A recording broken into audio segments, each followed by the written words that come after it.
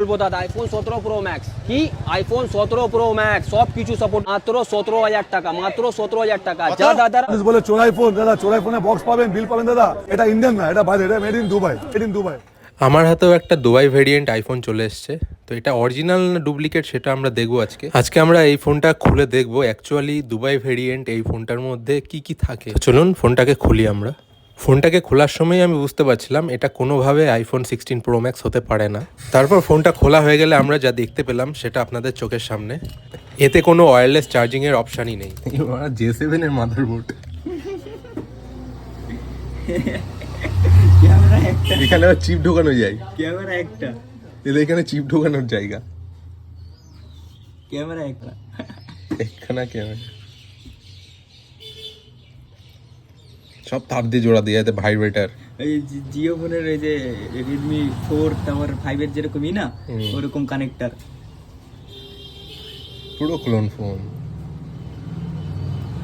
Actually এই ফোনগুলো হচ্ছে ক্লোন ফোন, চায়নাতে এগুলো তৈরি হয় এবং চায়না থেকে যখন ইন্ডিয়াতে আসে তারা ইন্ডিয়ার চাঁদনি মার্কেটে যারা বিক্রি করে তারা এগুলোকে দুবাই ভেরিয়েন্ট বলে চালায়।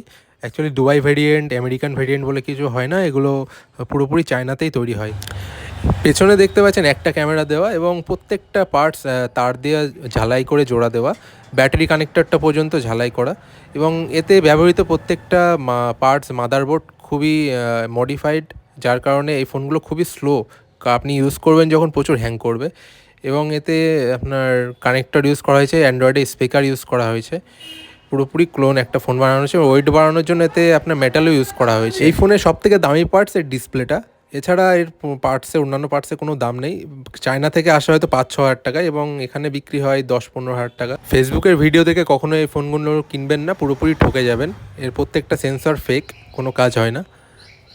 এবং আমরা এর ব্যাক গ্লাসটা চেঞ্জ করেছিলাম, কাস্টমার আমাদের কাছে দিয়ে গেছিলো ব্যাক গ্লাস চেঞ্জ করার জন্য। এটা 16 প্রো ম্যাক্সের অরিজিনাল ব্যাক গ্লাসই এটাতে লেগে যাচ্ছে, একদম সেম টু সেম সাইজ। আপনার প্রো ক্লোন বানিয়েছে ফোনটাকে। হ্যাঁ, তবে ফোনটা চলে, কিন্তু আপনি ইউজ করে কোনো মজা পাবেন না। এর থেকে অ্যান্ড্রয়েড ফোন ইউজ করুন, অনেক ভালো।